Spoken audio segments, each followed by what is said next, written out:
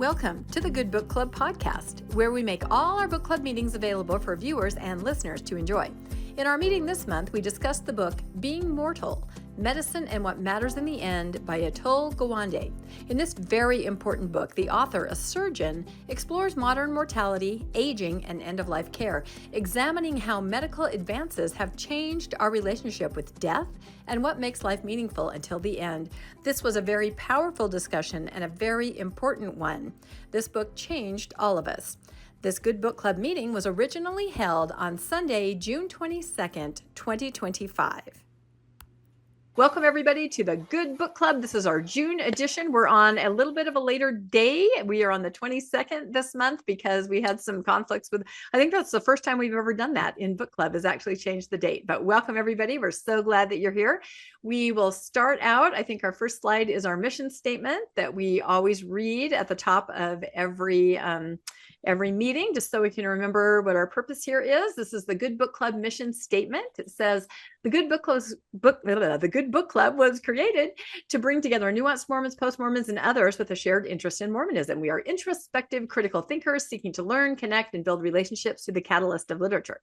We welcome all who are searching for a safe space to share authentic thoughts, feelings, and ideas through open dialogue and shared experiences relative to Mormon culture. As we deconstruct previous beliefs, we encourage all to find happiness in the process of discovering new religious ideologies, spirituality, and life philosophies. So I think we've done a pretty good job over the last 5 years of accomplishing what we set out to accomplish in this mission statement. So I always like to read it. We have a couple announcements before we actually start our presentation today. Upcoming events. Yeah. And Melissa's not with us today. She always prepares our slides. She does a great job. She's at a high school reunion. So hope you're having fun, Melissa. We have some other reading opportunities here. We have John Turner's book, which is going to be on our list for next year. He is a Never Mormon, a historian, and he has written The Rise and Fall of an American Prophet. This is fascinating, and this is on our list for next year. Another book that came out at the very same time, supposedly the author, our friend Ganesh Sharian, is sending me a copy, but it hasn't arrived yet. He also has put out a book on Joseph Smith, The Architect of Mormonism, a topical biography. He puts out great content online if anyone wants to look that up. And he's kind of put all this into a book. He's been working on it for years. So 2 really good books about Joseph Smith, if anybody is interested in picking those up. They're both on Amazon. So I highly recommend. Let's see, what else do we have? Oh, we want to remind everybody again, Sunstone. If anybody wants to come to Utah or is in Utah, this is July 31st. And on that day, Thursday night, John Turner, this author, is the keynote speaker. It's a free event, even if you do not go to Sunstone. I believe you can just show up for the lecture. That's Thursday night, the 31st. You can go to the Sunstone website. You can get tickets here. It's going to be really fun. Lots of excellent presentations. A Radio Free Mormon, Bill Reel are going to be there. John DeLay, everybody comes to Sunstone. It's really fun. So check that out in about a month from now. Our book for next month, here we go, is Doubt. And Landon is actually going to be giving us a little preview. Book club member Luann is our presenter, but she wasn't able to be here today. So at the end of our discussion, we'll be talking about Doubt. Another book that I do not have a slide for, but I want to mention, is a new book by Darren Perry. He is a Shoshone, and he has written a book. Now I can't remember what it's called. Oh my gosh. If you Google his name or look it up on Amazon, it's about tribal wisdom saving the world. And gosh, I wish I had that pulled up. I'll put it in the chat later. But that book just came out too. He's amazing. And I think that's going to be a wonderful read. He's just gathered together a lot of really interesting information. It kind of sounds like braiding sweetgrass. Sweetgrass. If you remember how we read that several years ago, and that book still has an impact, I think, on all of it. So, all right, look, I'm losing my voice. I better take a sip here. I think now we are going to just move on to our book. For this time, let me hold this up from my book stack. And we have the wonderful Kate, who is going to be our presentation leader. So take it away, Kate. Okay, right, hold on just a second. Let me remove. Remove me, please. Yeah.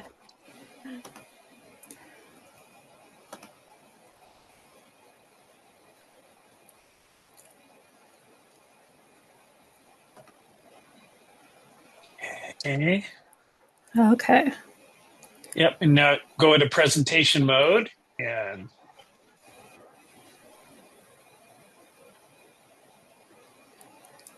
let's get in there slowly. I'm really excited about this topic, though. It might be some difficult discussions today. So if you are a crier, you might want to have tissues nearby, because it's possible there might be some tears, because this is a difficult topic. Are you still seeing? Yeah, we're not seeing the presentation yet. Okay. Okay, now it's loading, I think. Let's see.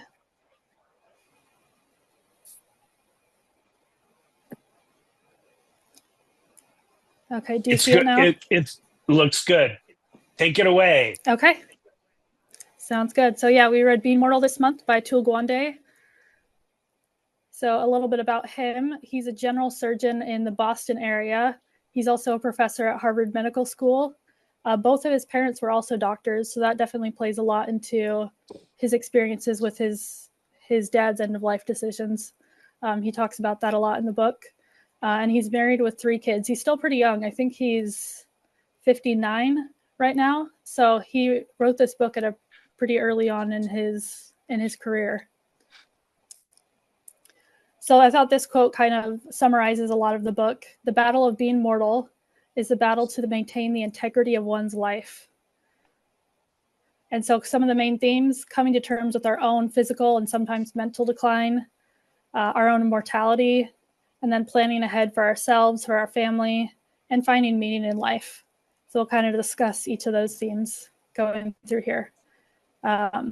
Rebecca, would you read this first quote? Yep, let me unmute myself here. When the prevailing fantasy is that we can be ageless, the geriatrician's uncomfortable demand is that we accept we are not. So first, I wanted to talk a little bit about aging, just the process of aging. And to tie this back to the church, what does the church do well helping members as they age, and how could we replicate those positives? Oh. Go ahead, Bruce. Okay.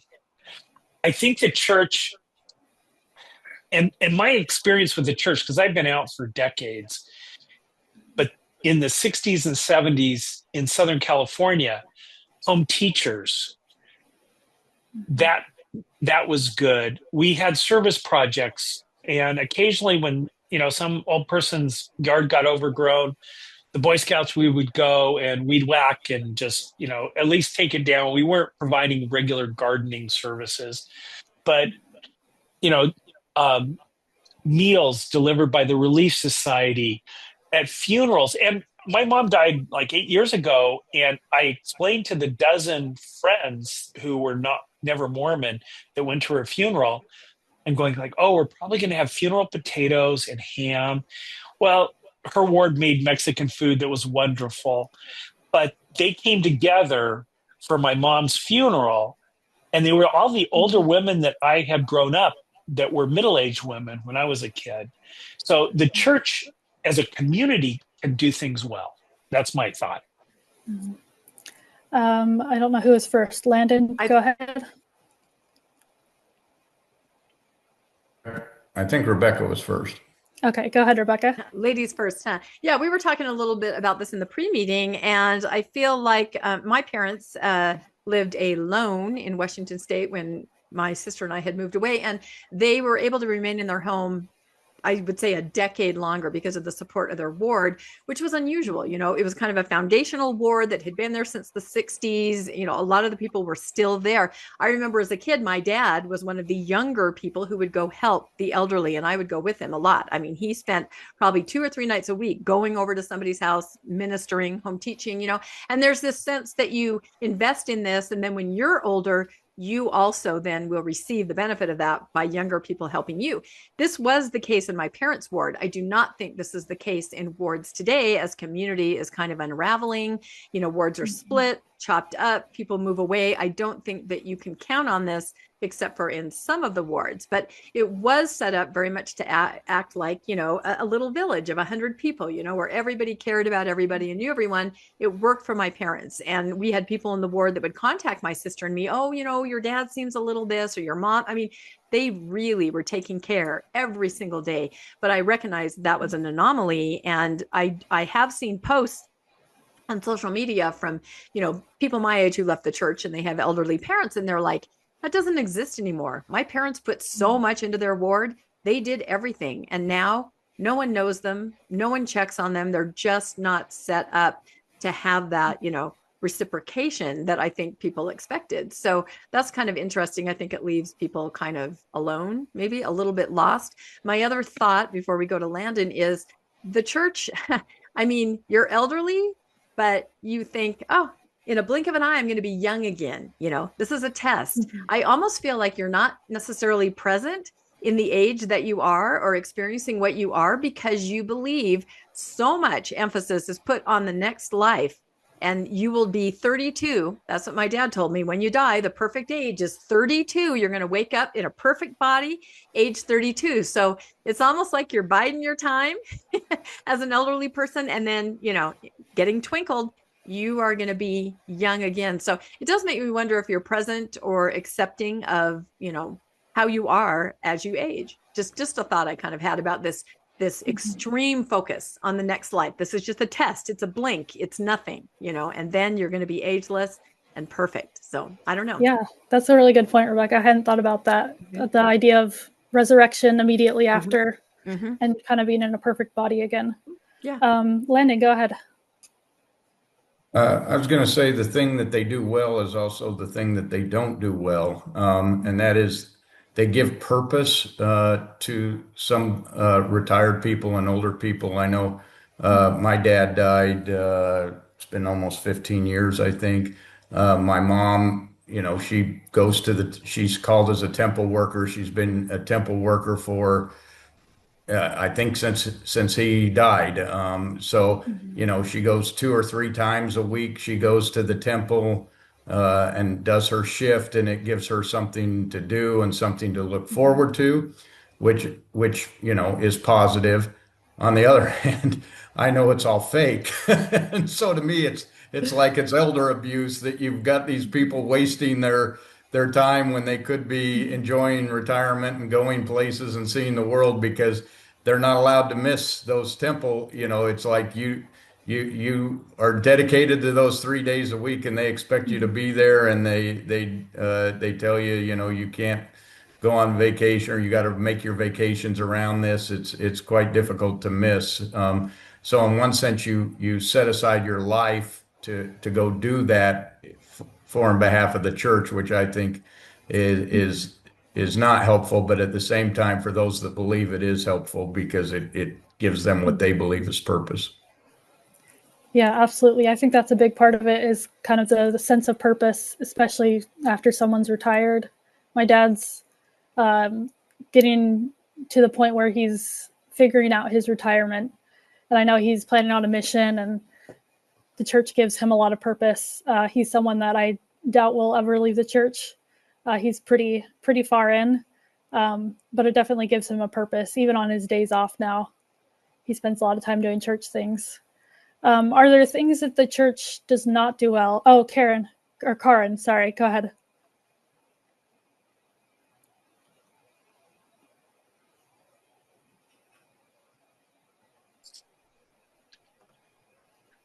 Okay. Bruce and Jeff and I belong to an organization. It's a national movement. We belong to a village. Bruce has a perfect description of it. It's like church without the religion, and all those things you just mentioned that are so positive in the Mormon church, and I think other churches as well. But the Mormon church seems really rigid about their things. We have the same kind of environment where we can be ourselves. We have a purpose. We keep each other going, and yet we are free to do whatever we want. And some people love to travel, and they're gone more than they're here. And it's unfortunate that that a church, it was interesting, Landon, when you said it's almost like elder abuse. And that's exactly how I would view that.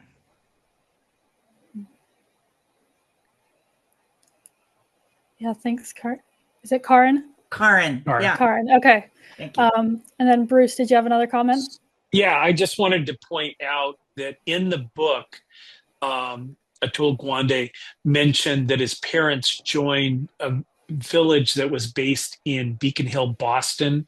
That is the founding group of Pasadena Village. There's about 300 villages across the country. Each one is slightly different. Some are more service oriented. Ours is more of a social group, but we've been in existence for about a dozen years. We've got 3 full-time staff. And so it does take money. I mean, people end up giving several $1,000s a year towards our budget. And but we have, we're a nonprofit and stuff. But in the book, when he talks about the village that helped his parents stay in Athens, that's the same village that Karen and Jeff and I belong to. But I thought that was interesting. I didn't know that was mentioned in the book. And I was walking and listening. We're all like, oh, that's a plug for the village movement. Yeah. Yeah, absolutely. Yeah, it's really interesting learning about different ways that it's been done across the country and in the past, and continues to be done. Landon, did you have another comment? Yeah, something that they don't do well, in my opinion, is they teach eternal families, which becomes problematic when you age, because like I said, my dad died when he was 65.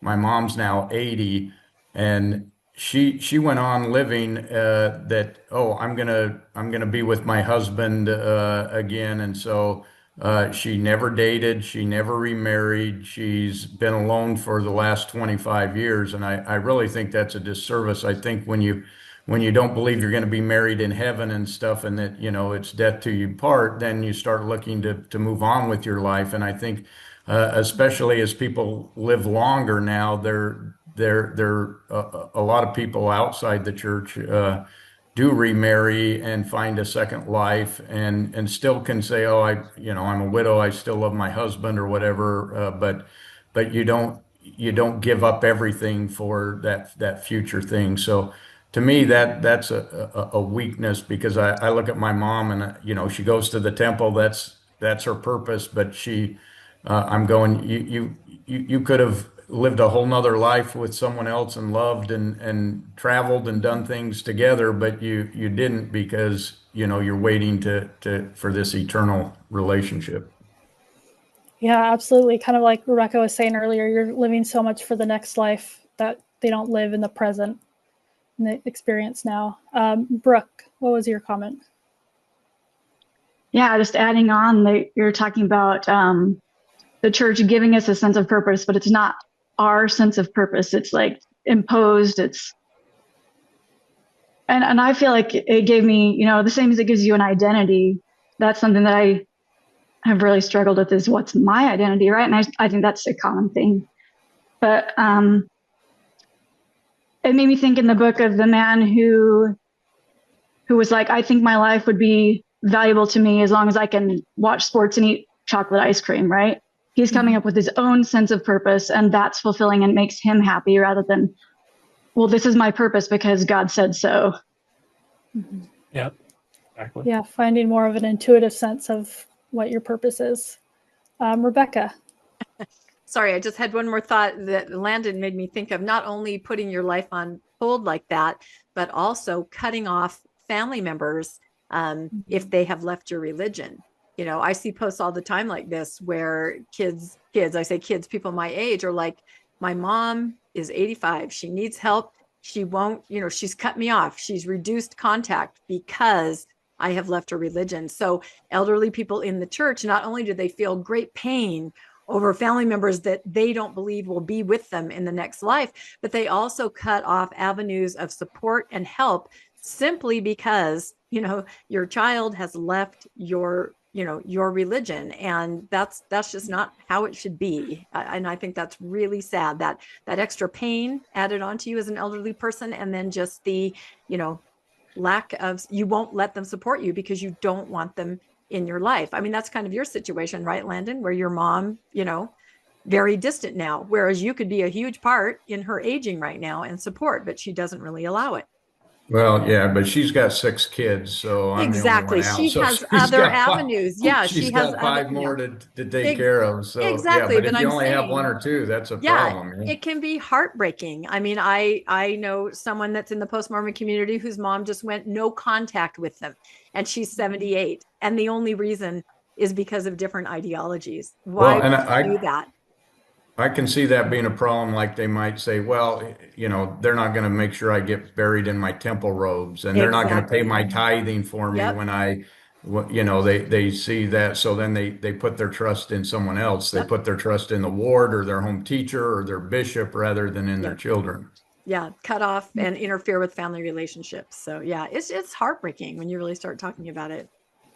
Yeah, it definitely, the church has a very narrow view of what is appropriate, and that can cut into a lot of families.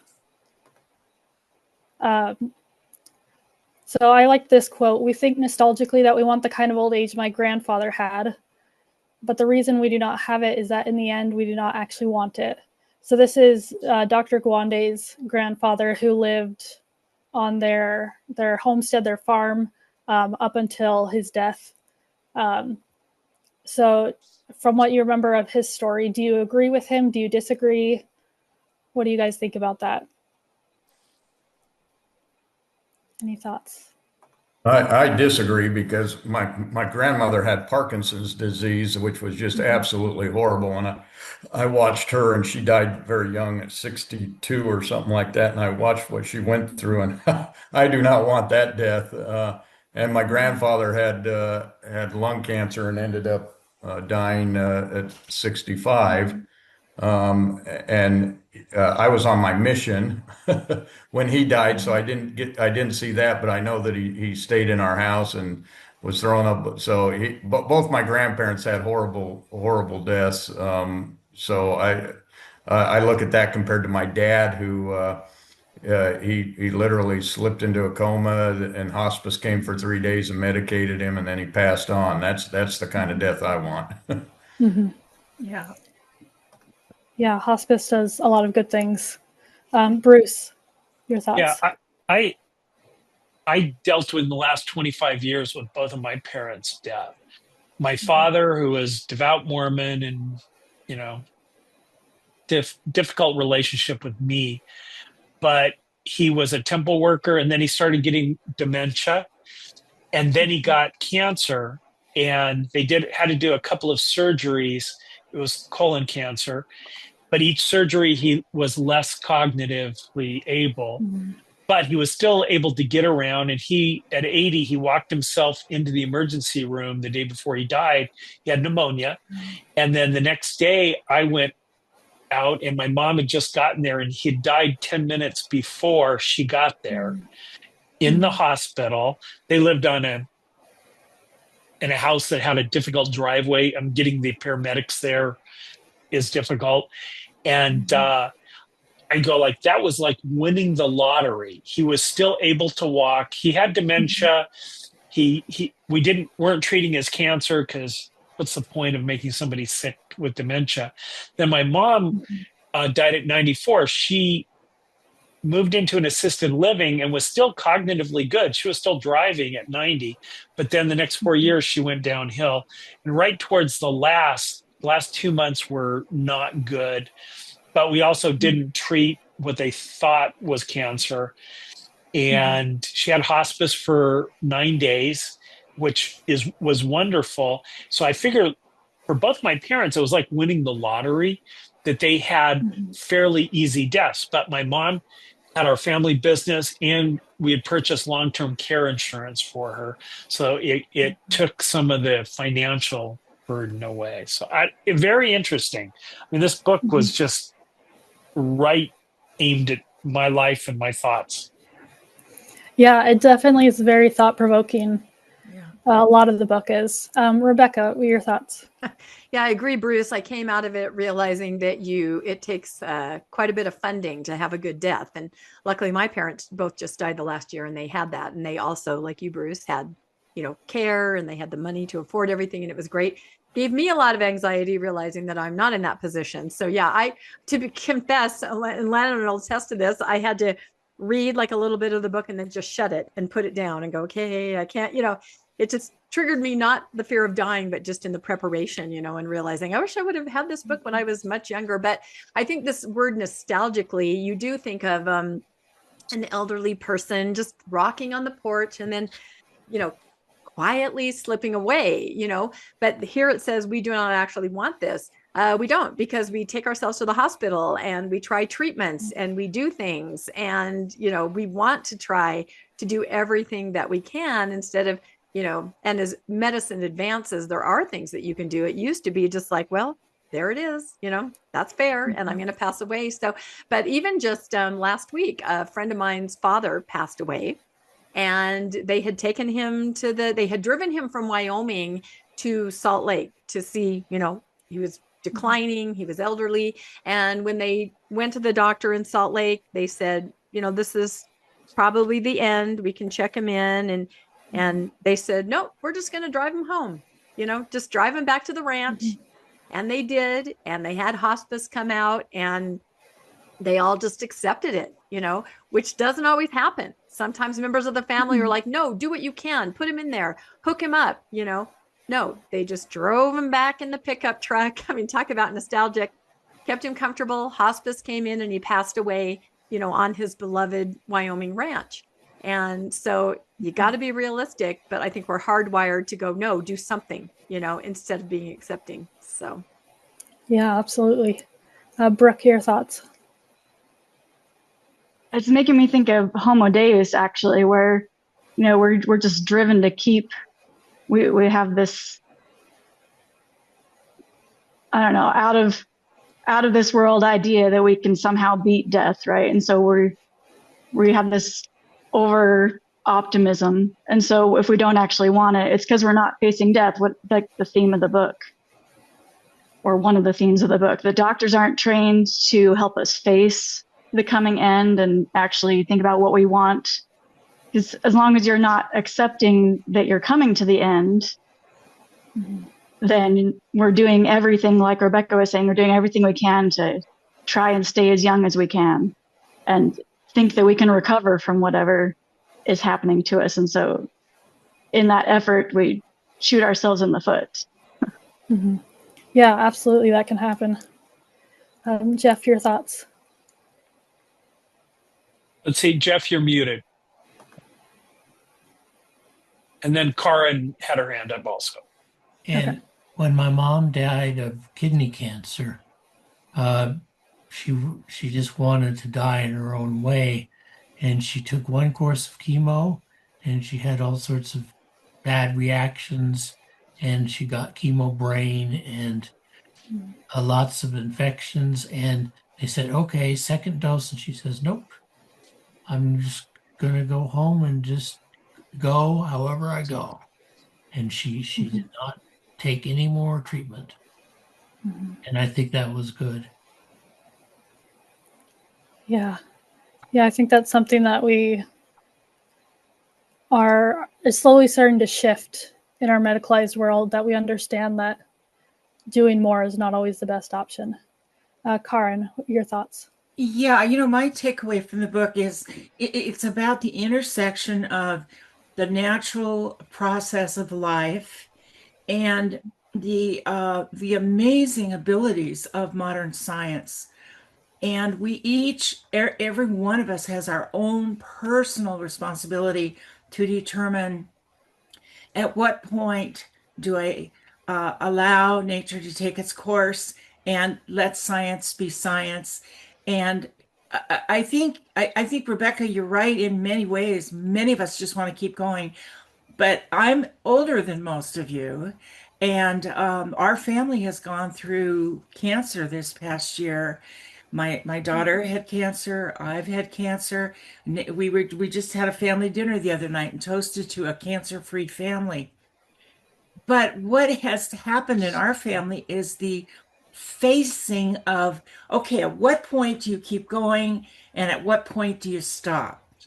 And nobody can determine that except ourselves. And I think the point he was making in the book is even doctors are human and have a hard time with this. And they aren't really trained as they should be in learning and understanding, not only accepting their own, but recognizing that each person has to make that decision. So for me, I'm in a lot different place than many of you, but life is wonderful and it needs to be embraced and enjoyed.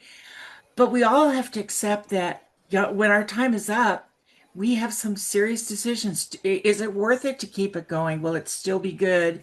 And is it time to quit? And I think his book had a lot more to do with that intersection. Yeah, absolutely. Rebecca, your thoughts? Sorry, I have so much to say. So no, exactly what Karin just said is what I was going to say. It can be a personal decision, but it also involves how family members feel around you. And it does seem to do with age. I have a cousin's child in his 20s developed testicular cancer. They did everything. He's fine today, but he went through hell with several rounds of chemo. But 20, you're not going to not do it. You are going to do whatever you can do. Absolutely. And as family, you're going to support that, even though your child is suffering. You know what I mean? Then I compare it to my own mother. She went into the hospital a year ago, pretty much this week, for dehydration. When they were doing some tests on her, she's 85. They discovered something, as the doctor called it, a life-ending diagnosis. It was a tumor that none of us knew about. And she just kind of, they explained it to her right there. They said, you have a life-ending diagnosis. Now we can try to do some things, but this is it. And she said, oh, you mean I won't see my birthday in September? And she kind of looked at my sister and I, and she goes, well, that's okay. And they said, we can make you comfortable. And my sister and I were both like, yes, make her comfortable. I mean, it was that natural. You know what I mean? We realized we didn't want to put her through anything else. And then she just kind of slipped away on the 4th of July, like a firework, So it does have to do with age. And it also has to do with the point of view of family members, because had there been other family members that were like, no, you've got to do more, that would have been different, and that would have been chaos. And I know that happens. So I think it has to do with you also making your own wishes known, because my mom had said, and luckily in this case, she could verbally say out loud, I'm okay with that. I'm ready, And so everybody has to be on the same page and have those hard conversations ahead of time. But I think it does have to do with age. You're going to fight for a young person because they have a lot left. And then what's the definition of young? To me, young gets older and older. When I hear someone's passed away at 80, I'm like, they're so young. When I was little, a guy in my ward died when he was 40. And I remember going, yeah, that's pretty old, so it is very relative. But yeah, these are advanced healthcare directive. I think this book, we should all give this, as morbid as it sounds, to all of our family members for Christmas and to everybody. It really makes you think and have those really difficult conversations ahead of time, so that it can be, a joyful death, I guess. And advanced healthcare directive. Exactly. Put it in writing. And at any age. Yep. That's important. Yeah, that's what I work with a lot of people who are just coming into retirement. And it's definitely shifted my view of that age group, because I am still very young. I'm 30 right now. And just seeing people who are in their 70s and still have a lot of plans for their life and a lot of more things that they plan to do. And it's shifted my perspective, because before I always thought, oh, once you hit retirement, what else do you do? Like, who knows how your health is going to be? But there's still a lot more that people want to do with their life, and that there is to do in life. I think Stephen was next. What was your comment, Stephen? Yeah, thank you for the discussion so far. I'm new to the group, and this book was actually part of the reason that I wanted to jump on today. So it's been really interesting listening to the comments. I'm actually a medical provider. I work in urology, so my heart goes out to you guys with family with kidney cancers and testicular cancers. I treat that every day. I was really interested to kind of hear about the comments about, doctors being trained, not trained on this, and Dr. Gawande hit the nail on the head. We really haven't gotten any formalized training on this. I remember my first experience having a conversation like this was kind of in medical school, and I just got some personalized coaching from one of the attending physicians, just to kind of talk about, okay, well, you need to go talk to this family about lymphoma. Just, listen to them, be really attentive to what they're wanting. And it was really good coaching, but it was interesting because it didn't really come from a position of training so much as almost like one-on-one coaching, which is a Mentorship. little, yeah, mentorship, which is a little which is good, but it's also a little disappointing because if it's something that you're having to do, multiple times a month, you would think that you'd have a little bit more than just, okay, time to try this. But also it was interesting reading this from both a patient side and from a provider side, because I think his comment in the original prompt was, nobody wants to die like this. Everybody says they want to die like my grandpa, but nobody really does. And I could see exactly what he was talking about because I have conversations with people all the time. Okay, I don't want to have it too much intervention. I don't want to have a lot of stuff going on. And then when the actual reality of it hits, people panic. People really, really panic. They want everything, and they look at me and my team and say, why aren't you doing more? Why aren't you fixing this? Why aren't you making this better? And there is a split, and I loved Rebecca's comment that we all need to be able to take the moment to say, I want, as a patient, I want to have control and I want to have the power. But what's interesting with that is that you're also accepting the responsibility of what your decisions mean, rather than saying, well, the doctor told me to do this, so if something bad happens, it's the doctor's fault, rather than us saying, look, this is my life, these are my choices, and I'm just going to live with it, and I'm going to accept that. And I think that's huge, and I think that as we, as providers and patients, keep working towards a reality where shared decision making is a real thing, it's empowering to be a provider that knows that my patients are going to say, this is what I want. After, you talk to me about what's going on. This is what's worrying me. Let's go over the trade-offs together. And then as patients to know that, hey, my doctor actually wants to know what I'm worried about and wants to, pursue my goals. And I got a lot out of this. I've actually already changed my medical practice quite a bit on this. I'll talk more about that later. Yeah, absolutely. Thanks for sharing your perspective, Stephen. I really appreciate that. Bruce, your thoughts? Yeah, I've come up, like I mentioned, my parents both died, but my dad died at 80 with dementia and cancer. And so nobody was trying to prolong his life. My mom died at 94 with dementia and cancer, but the cancer came back at 94. And so the belief in an afterlife in my family, I personally don't have a belief in an afterlife, but I talked myself through the concept that, okay, my parents both won because they have long lives, a reasonably happy marriage, reasonably comfortable financially. And so they won. I have a family member, a sister-in-law right now, that during the pandemic, she watched TV, and she's in her 70s and has lost the ability to walk. And she doesn't have any of this urge to live and stuff. So it's interesting because she's devout Mormon, and I'm wondering if in her mind, and I can't talk to her about this, if she's thinking, oh, if I die, then everything's going to be wonderful. I'm going to be back. My parents will be there. Whether our value of what our existence is to me now, having read Sapiens and who we are and where we got here, by the geneticist David Reich. I think this life is it. I think it's absolutely wonderful. But I also, like with my mother, she wouldn't let them force feed her mother after she'd had a stroke. And I talked with my mom, and well, not dozens and dozens of times, because I was the decider. I was her healthcare. And I sat with her as she died. We would feed her ice cream as long as she would eat it.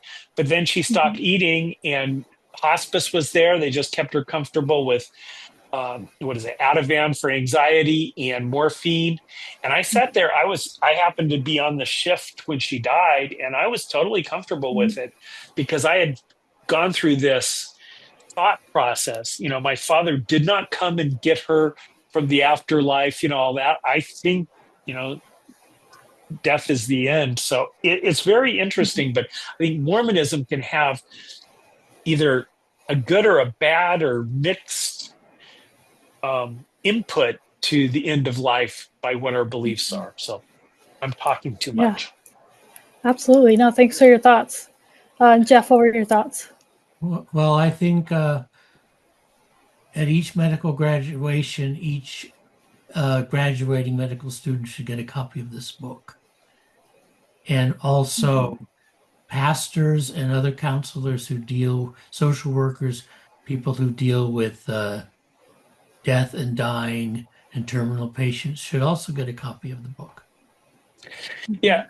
Just to give a little background, Jeff is a retired medical examiner, and so he's seen the other side of all this.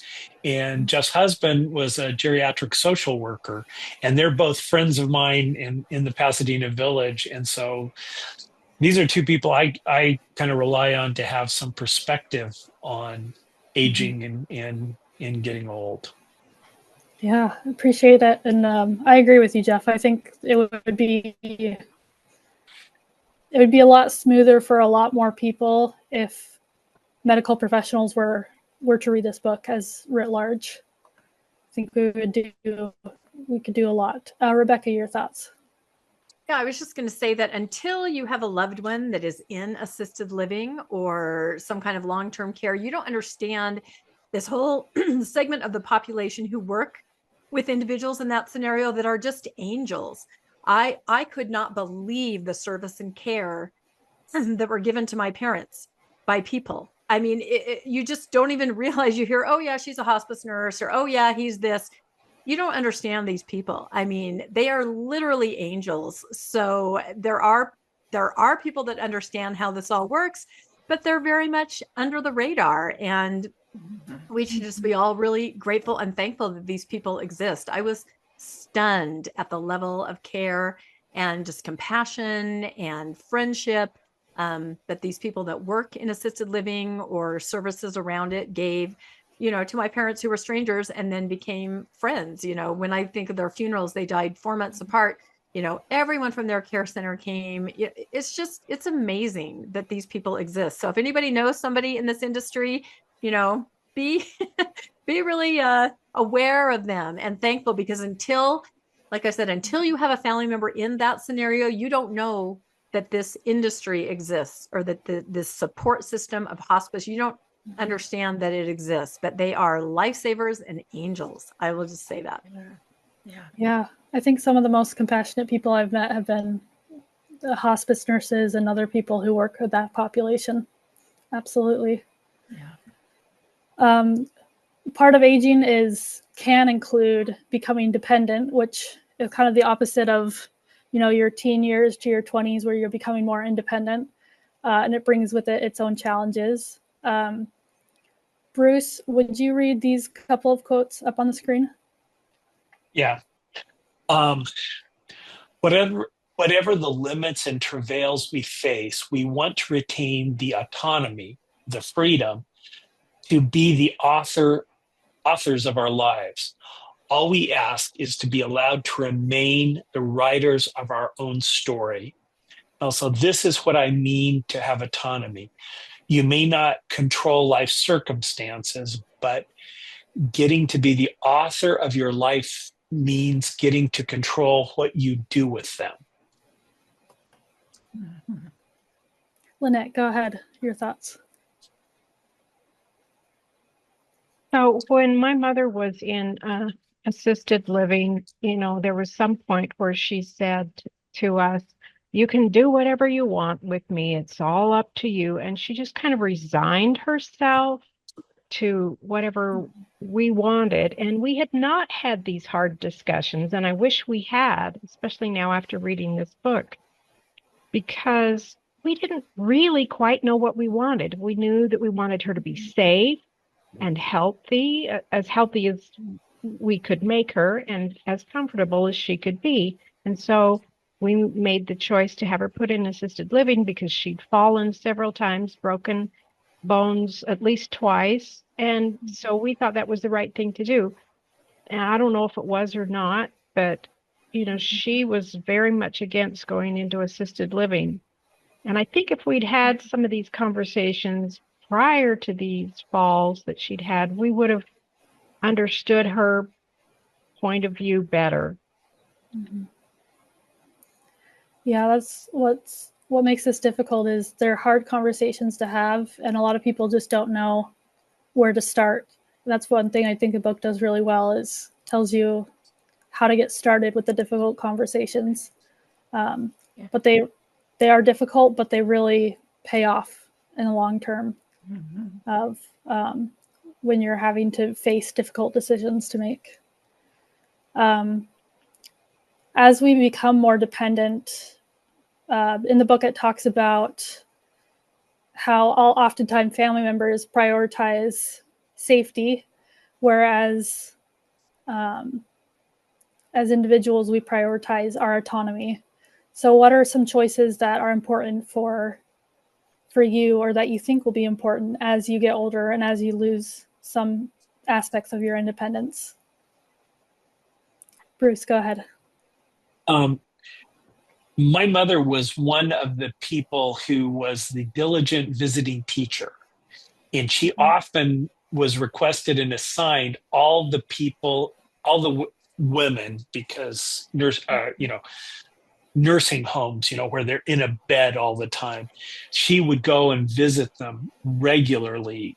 And even some of the kids, or grandkids didn't like her visiting just because they were out of the church and she was a little church lady, but my mom would go and, defy everything. But she also took them all the stuff that they shouldn't eat, the candy, the chocolate, the chips. And she's going like, what's going to happen? Are they going to die?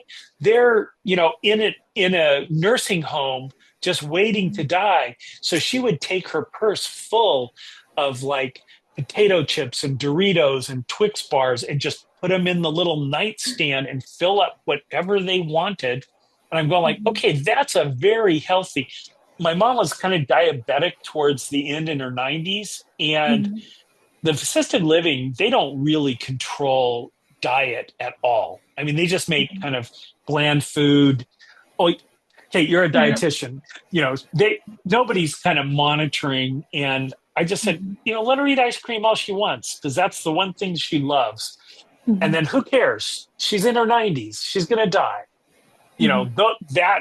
That realization in dealing with my mom, I'm going like, oh, yeah. Pleasures of life, the ice cream and the football.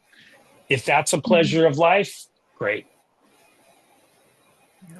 Yeah, absolutely. That's something I definitely consider in my field of work as a dietitian is when someone is, especially if they're put on hospice, we just remove all food restrictions.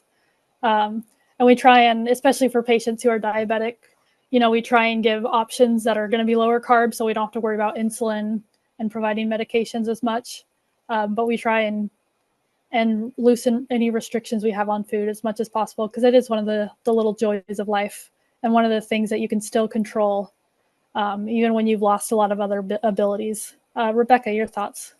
Well, now I'm looking forward to it. That sounds amazing. Just eating donuts without, it's total abandon. That's amazing. So that there's that delicate balance of safety and independence, and sometimes I think an older person, it's even a balance or something they might not recognize themselves. I think about my grandfather. My grandmother passed away. They lived in Nebraska. And this is my mom's parents. And my grandpa stayed in Nebraska. We were in Washington State. So we were, states away. And, he seemed to be okay. My mom would call and check, and he was like, I'm fine. I'm fine. He's a retired chemistry professor at a university. I'm fine. I'm fine. And then he had a series of little fender benders, some car accident kind of thing. And we're just like, okay. I remember my mom going, okay, whether he knows it or not, I think safety is now becoming an issue. So they went through this huge process of moving him to Washington State to more of an assisted living, sort of an autonomous kind of apartment scenario. And I remember, he was very independent, gruff kind of, at one point he finally just said, thank you. I never would have asked for this on my own because I didn't know how to say. I was feeling nervous. I was feeling unsafe, but my family recognized and was able to do that. And he was grateful. And he said, I feel happy. I feel safe now. That just always struck me, even though I was a young adult. I was like, what does he mean by safe? Now I understand, he was trying to put up a good front, but safety was becoming an issue. And now he could thrive and flourish for another 15 years. He was there in a safe scenario. So, but it's a balance, because you can say to parents or grandparents, oh, I think you better, no, I'm not leaving, so there has to be a balance. But in my grandfather's case, he did admit, I now feel safe. So again, those hard conversations, that's what it boils down to. Yeah, absolutely. And that's something I worry about with my dad. He tends to be a hyper independent type of person. So I know any loss of independence is really hard for him. But I've definitely tried to start pushing him on a little bit of these conversations, even though I know they're uncomfortable, because I know there's going to be a time. He's diagnosed with Parkinson's, and so he's still mostly functional right now. He's able to work full time, but we both know that down the road he's going to need a lot more assistance, and that's only going to increase with time. So it's definitely something that is front of my mind as well. So we've talked about this a little bit already, but finding meaning is a little bit different outside of Mormonism than inside of it. Landon, can you read these quotes? Yeah. Human beings have a need for both privacy and community, for flexible daily rhythms and patterns, and for the possibility of forming caring relationships with those around them. I want to be helpful, play a role, she said. The trouble was that she expected more from life than safety. So the question is, how do you find meaning when you're physically or mentally unable to do everything you used to do? Or what have you seen in others, in parents or grandparents, as they've navigated this? Go ahead, Rebecca. Yeah, that again, to Landon's point earlier, the church offers so many opportunities. I think of indexing, right? How many older people do you know that are spending hours a day indexing, which you can do without, and for those of you that are never Mormons, this is going through records that are copied from parishes and churches, writing down what you think the name is, and entering it into a database so that then the name can be used in the temple. The person's baptized into the, for the dead, work is done for them. So again, it's meaningless on the other side of it. It has no meaning, although I feel like it could help, genealogical research, maybe for people that aren't LDS, but I guess, if it's meaning to the person, is it meaningful? I struggled with this with my parents, who ran a genealogical center for 30 years, and their main purpose, of course, was get names, take them to the temple, get them baptized for the dead, all of that. To me, there is no meaning to that. In fact, I'm really triggered by that. But they spent their entire life doing it. They spent their entire retired life doing it. My dad retired at 55 and did nothing but genealogy full time for the next 30 years, meaningless to the rest of us, but to him, great meaning. So is meaning inherent just in the person? Are we somebody to judge and say, Dad, why didn't you go to an elementary school and tutor kids who are having trouble reading? Or Dad, why didn't you go teach science, to a little kid? You're a science, no, they chose to do what the church had outlined. But to them, it had great meaning, and they lived and they died believing that they had done something incredible. In fact, my dad said, when your mom dies, she's done the genealogical work for hundreds of thousands of people. They're all going to greet her on the other side. They both died believing that this horde and throng of people would rush up to my mom as soon as she passed over, saying, thank you for making me a Mormon. Of course, I know that's not real, but to them, it was a thought, that gave meaning to their life. So I don't know what anyone else thinks about, actual meaning, meaning to yourself. I mean, I guess at the end, I couldn't fault them because they lived and died on their terms and they felt they had done something meaningful. I, of course, had a different opinion. So it must be relative, I guess. Yeah, it's something that doesn't have meaning to you, but it gave them purpose. Absolutely. Bruce, go ahead. Yeah, I don't know. This is an interesting topic for me because the book club provides me with a way to figure out how the world works. And that's what I find the most valuable, because growing up, for the first part of my life, I was a believing member of the church, but I'm also gay. And right after my mission, while still going to BYU and graduating, I stopped having anything to do with the church. I still kind of believed for 30 more years, but I knew it wasn't a place for me. But I always had this profound feeling and I was told that I was broken, irredeemable, and stuff. And so I've worked my whole life, and I call it validating my existence. And with my work, I did it through continuing education. I worked in life insurance product development, and passing courses and stuff. Always sort of validated my existence. The reason that I took care of my parents, even though they were profoundly unhappy with me, is I felt an obligation, and that validated my existence.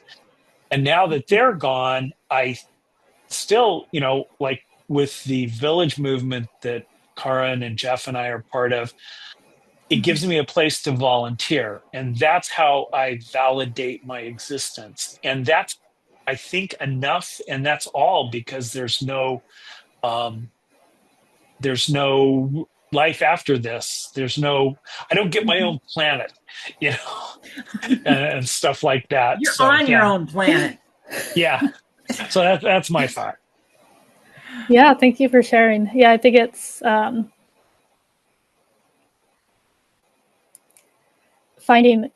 it's very individual, is finding things that give us validation for our own existence. Absolutely. Brooke, and then Karin. I think it's going to change. Like, what's giving us meaning is going to change throughout our life. Like, they talked about perspective in there too, but I probably think I would start with what do I value and what can I do in the situation that I'm in.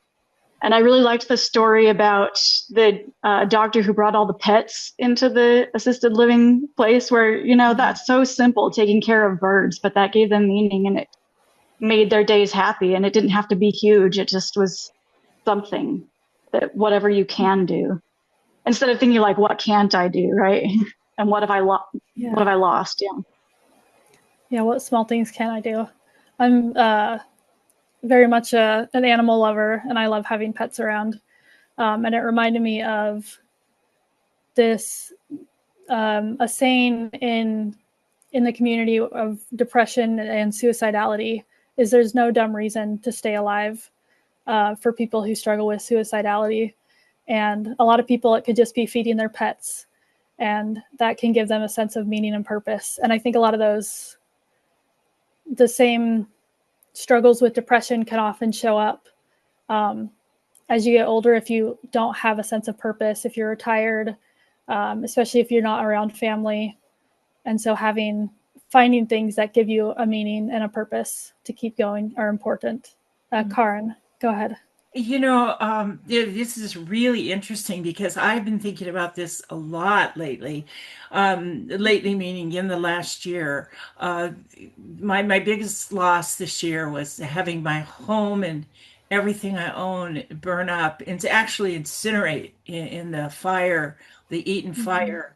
The street I lived on was the most intensely burned area. I mean, it was literally incinerated. And I always thought I was going to live there the rest of my life. I lived there 51 years. And I was getting ready for my 80th birthday when the fire happened. I was making plans for all the birthday parties I was going to have. All of a sudden, the whole world shifted, and I didn't even know where I was going to live. And I ended up in a beautiful place with nothing. And, it's an amazing process to go through, because you begin to realize what the hell does make a difference in life. Really, what does matter? And I've lost my vision. I am an artist. I've spent my life drawing with fine line drawings and watercolor washes. I can barely see color anymore. I can't see well enough to do the fine lines. But I'm an artist. That never changes. You just find a new avenue to do art. And I ended up in an incredibly beautiful home in an incredibly beautiful part of Pasadena. And sometimes I just sit on the porch and I think, what's it all about? Yeah. And it's really about keeping on going, knowing who you are, being who you are, and enjoying. I'm getting emotional thinking about it, but it's a lot, and it's important to know. Yeah. Thank you for sharing, Karen. We could almost end it right there, I think, with those thoughts. Yvonne, go ahead. Can you hear me? I'm not Yes. muted. Okay. Yeah, I thank you. I'll probably cry, Karen. That was beautiful. That was amazing. Thank you for sharing that. And I'm the kind of person that always thinks I have a daughter in Oregon. I'm moving to Oregon. I'm getting the assisted cocktail, and have control, and that's how I want to go. But my best friend got dementia, and it was during COVID, and her kids put her, for safety reasons, I guess.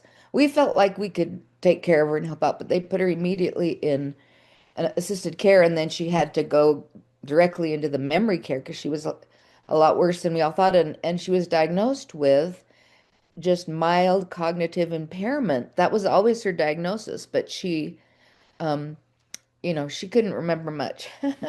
But we loved visiting her. We loved taking her out to lunch. She was still herself. To me, she was still our dear Penny. She was still our friend. And I don't know what, was going on at all in her mind most of the time, but she sure loved her Coke when we'd take her out and get her Coke, and she loved eating, and she got so thin. She just wasted away, really, because she couldn't remember to eat. But when we were sitting there with her and talking to her, she'd still have flashes of her own sense of humor, and she would finish her meal.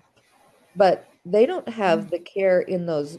I mean, that's a sad thing in those memory care units, to sit there and eat with each patient so that they can get the nutrition that they need. Anyway, I don't know why I brought that up, but Yeah, thank you for sharing. And Bruce, your thoughts? Yeah, this is, partially related to the church. As I mentioned, my parents were profoundly unhappy with me because I stopped going to church. My father knew I was gay because as a kid, I had to confess all this stuff I had done. But he never talked. He didn't like to be around me and stuff, but they were never unkind. They didn't disinherit us, and stuff. But the last 3 years of my mom's life, when she got mild dementia, to right before she died, when she was a lot of dementia, but she would like to go out, she forgot why she was so unhappy with me. And I had 3 really good years with her because she was viewing me as the child who was there, took care of their finances, managed her family business. And my brother and his wife had moved into the area, and they were helpful, but it wasn't the same.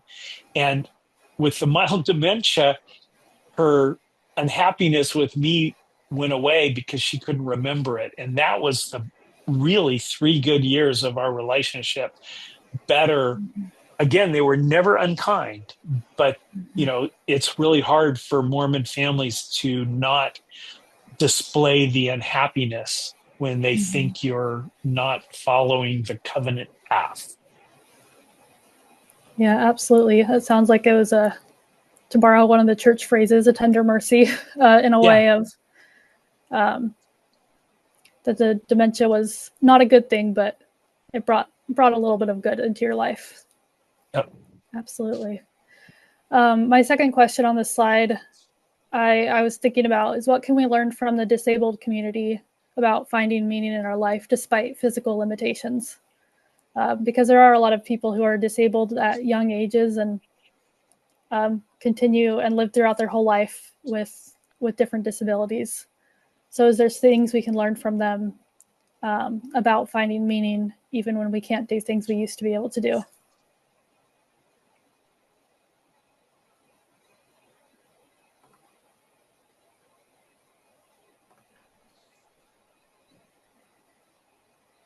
Karen has her hand up. Oh, go ahead, Karen. I teach art. I'm the blind art teacher for the city of Pasadena, but I teach art to a group of developmentally delayed adults, and I've been doing this for about 7 years. Prior to that, I worked in a mental institution doing art classes.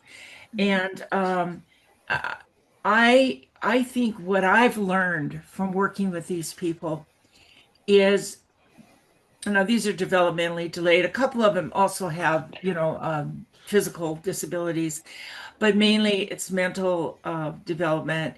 And they are incredibly kind to each other. They are so kind and supportive to each other. And we always start the class with a check-in. Yes, I teach art, but you know what? The class is really about creating community. So we always start out with a check-in. How was your week? What'd you do this weekend? And, that kind of thing. And sometimes they'll share something that's really heartbreaking and they'll cry. And the others will just be there for them and be supportive. And I've told them so many times, I've just said, the most beautiful thing about all of you is how much you care about each other. They get so damn little of it in their lives from the community at large. And yet they can sure be there for you when you're going through a hard time. They are so kind to each other. And for me, the kindness that I see between my students in that class is heartwarming and in a lesson of how little it takes for us to be kind and how much of a difference it makes. That's my biggest lesson. Yeah, thank you for sharing that. I think there's such a need for human connection. Oh, yeah. And kindness is one of the most pure forms of human connection between us, between people. So absolutely.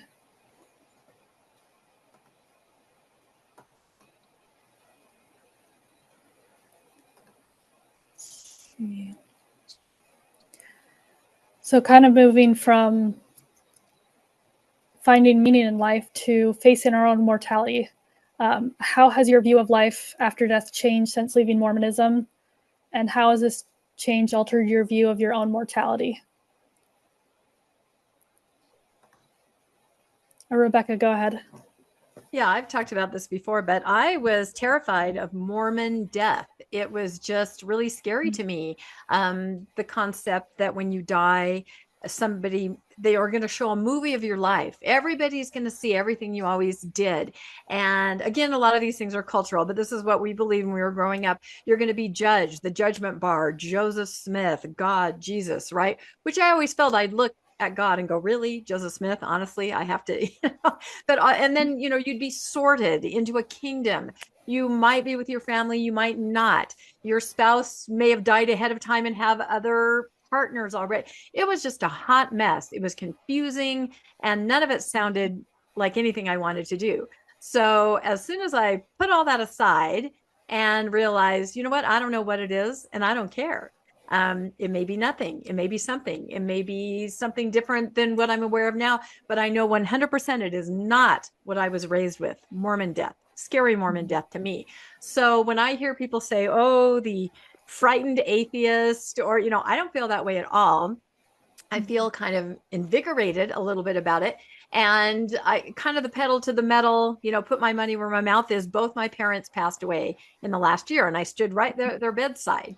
And, you know, my sister was there. She was saying things like, you know, Dad's here for you, Grandma's here. You know, I didn't believe that one bit. You know, if it was comforting to my parents to hear that, great. If they could hear anything, but I just really was celebrating the person, my parent. I was thinking about them. I was holding on to the memories. It was more real to me than when other family members had passed away and everyone said, oh, we should be happy he's on a mission right now. This false idea that you have just stepped into another room and you're doing all these good works on the other side. He's on a mission in the spirit world. You almost don't celebrate the person or be in the moment with that person who has passed away and their life. So I felt, like I said, you know, peaceful, invigorated, thinking of the memories of my parents, able to mourn in real time, be present without all of this other stuff that had always really bothered me my entire life. So I was amazingly calm and happy, you know, that my parents were now out of pain, you know, wherever they are now. I feel very connected to them, reliving memories. I do not have any fantasy about what they're doing now because I do not believe that. I don't believe they're somewhere else doing, you know, what I was told they'd be doing, the mission or whatever in the next life. I mean, who knows? A part of them might be somewhere. Maybe they're stardust, return to the stars. But I just feel incredibly peaceful about that. And when I think about my own eventual demise, I'm also incredibly peaceful. My main focus now is, you know, a good ending, because I've seen the way my parents were able to spend their last years and pass away. And it was good. Like Bruce said, lucky. There are some ways that are better than others. So that's more my concern now, but nothing to do with the next life. So I have found great peace in stepping away from Mormon's belief and thinking about, you know, what happens next, or nothing happens next, but I'm at peace. So that's me. Yeah, absolutely. Yeah. Landon, your thoughts? Yeah, to me, it's just living in the present. That's all you have. That's all you get. So live in the presence. Our next book, Doubt, actually goes into some of this, the philosophical things. And, you know, one of the great fears, some of the philosophers named the three great fears, and one of those was fear of death. And the only, you know, the reason we fear death is under religion is we fear, did we do enough? Were we good enough? Are we going to make it there? When you remove that, you can relax. You know, death is just the end, and it's like they pointed out in the book, in the next book. He said, why fear death? Because if you're dead, you don't know it. And if you're worried about it, it means you're still alive, so you shouldn't. you're still on the good side, so nothing to worry about. So it definitely absolutely changed me in that I just look at the present now. I don't live for some future pretended possibility. I just try to live in the now. I think that's something that's come up a couple times today is, instead of living for the future, we focus on the now a lot more. And it's a lot more, the present is a lot more vibrant when we can focus on the now. Bruce, your thoughts? Yeah, just a couple. Again, my concept of being validated. I take great pleasure with the village. I run a men's brunch. And every time we have like 25 guys at a golf course restaurant and everybody's talking for like an hour and a half and has a good time, that validates my existence. I also run an Apple tech support group with the village. And every time I'm able to help people with that taking that real pleasure in that project, that moment. But then it also goes back to a book we read, I can't remember when it was the last couple of years, How to Be Perfect by Michael Schur. as a kind of addition to that, he wrote this TV series, The Good Place. And I highly recommend that people watch all 4 seasons, because at the end, there is a concept of, having lived for millennia in an afterlife, but then at some point, everyone chooses just to go on and stop existing. And I found that watching that series and the philosophical stuff was really good, and it's very entertaining. But those last scenes, and they talk about can't remember the Buddhism, the concept of a wave, and you're in the wave, and then when you hit the beach, you and everything about you just goes back into the greater water. And I think about that, and I'm going like, okay, that's how I strive to view my life. And at some point, I'm going to crash on the shore and go back, and everything that's my existence is just going to go back into the universe and be created into whatever else it is. So those are just a couple of my thoughts. Yeah, thank you for sharing. I'm glad you brought up The Good Place. That's one of my favorite shows. And I actually watched it while I was still active in the church, and try not to spoil it, but the idea of a peaceful ending really struck me as a lot more encouraging than eternity. Eternity always seemed there was some pros, but it also seemed like there was some cons to it. And I know there's plenty of fiction where they talk about living forever as well that explores that idea. But I'm the same way as Bruce. I don't believe there is anything after death, but I view it as, it can be something peaceful. And like in Being Mortal, he talks about we love stories. We're a storytelling species. And I think we've talked about that with other books as well, is our love for stories. And we want our own story to have a satisfying ending. And it might look differently than what you thought it would be, but we still want some sort of closure with our own story. And I think looking ahead and trying to decide what a satisfying ending would be for us can help it be a more peaceful ending.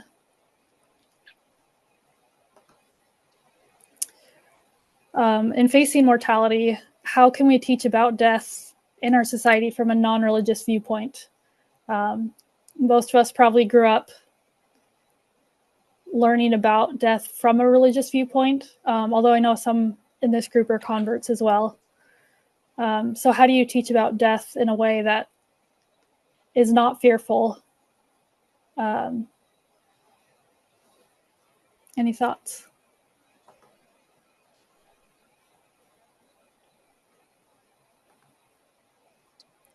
Rebecca, go ahead. Yeah, I mean, I think I kind of touched on that a second ago, but almost everything that I learned about death growing up in the church is a complete fantasy. And I've seen that on deathbeds, and I've seen people saying to the relatives, mother is here, she's reaching for you, or look, grandpa's here. It's a fantasy. One of the worst things I think I ever read about on social media is a woman she was about to die, and she was panicking because she could not remember the words or the actions that you learn in the temple that you supposedly need to do to get into heaven. And she was on her deathbed with the kids around, and she was saying, someone just please remind me, what am I supposed to say? I'm so panicked. I don't remember the symbols or the hand, and this was a post-Mormon posting about it. And he was furious because his siblings still in the church would not tell her, because you're not supposed to reveal those outside of the temple. And so this woman passed away in sheer panic that she would not be able to do the right things to pass the proverbial pearly gates, So you're told that people come to meet you. You're told, like my mom believed, that thousands would greet her for the genealogy that she did. I had an uncle who had a sudden heart attack in his 70s, and his family said, we know right away he's doing missionary work. We've had a confirmation that he was needed more on the other side. You know, that's the thing you hear in the church too. Even when younger people pass away, you hear, well, your mother died because she was needed there. Where the children are like, what do you mean? Why isn't my mother needed here? So everything that we're taught in the church, when you get on the other side of it, it's very disturbing surrounding death. It's at best a fantasy, at worst, you know, something that's very traumatic. So as far as talking about death from a non-religious viewpoint, well, number one, none of our relatives that are in the church will listen or understand. They believe we're the frightened atheists. They always use that, oh, you must be terrified to go into the void or face the afterlife. You know, it's very hard to understand that you're at peace with everything, no matter what it was, as all of you have described these different things, into the ocean or back into the cosmos. You know, it's very peaceful. So I don't know, I think is my response to that. I don't know how to explain that. I think people just have to kind of arrive at something on their own. But I do know that the fantasy that is perpetuated, I mean, Mormonism has a very specific fantasy. I think other religions are just like, you'll be at peace. You'll be with Jesus. You'll be with the angels. You know, that does sound peaceful. Mormonism has a whole protocol that starts with, you got to know the right handshakes and symbols and words to say to even get in. So I don't know. I'd like to hear what other people think about how do you explain your thought process? Because if I were to say this to some of my, you know, faithful kids or family members, they'd go, oh, you're so misguided. You know, you're a frightened, terrified atheist, which I am not. So I don't know. There's a big disconnect there because I think Mormons find peace in this idea of all the hoops you have to jump through to get into the next life. You know, I don't know. It's an age-old question. That's my answer. Yeah, absolutely. And I think we've talked about before, there's a certainty that Mormonism brings that can, for those who crave certainty, that very definitive outline structure can bring some comfort as well, even if it is more of a fantasy. Bruce, your thoughts? Yeah, life and death. I mean, you know, I'd been inactive for decades, but I still believed in an afterlife. And I was sitting with a friend who was dying. She was in her 90s. She'd had a stroke. She wasn't communicative. This was maybe 15, 20 years ago. But I can remember just sitting there talking to her and telling her to look up my father who had died after she died. And she was from Utah. She was the granddaughter of polygamists, but the wife had left her grandmother had left the church over the polygamy. And so she grew up, she went to Westminster College and stuff. And she was my landlady. And I was one of the people who stuck around. Her kids didn't even visit her as she was in a nursing home dying. And I have no problem visiting people as they're dying.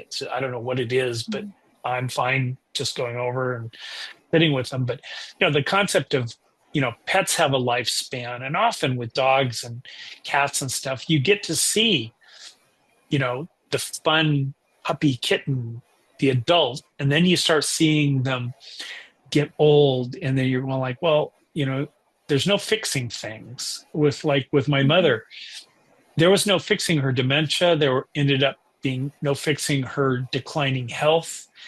You know, I looked at it very philosophically that she won because she lived 90 years in a reasonably happy marriage and reasonably comfortable. You know, those things are harder to reconcile when a 20-year-old dies suddenly. But, you know, talking about not fixing things or not getting better, at some point, the way the life cycle goes, I'm just sitting here thinking, Karin, where Karin lives, the person she lives at her house has a little dog named Charlotte, and Charlotte's looking pretty rough.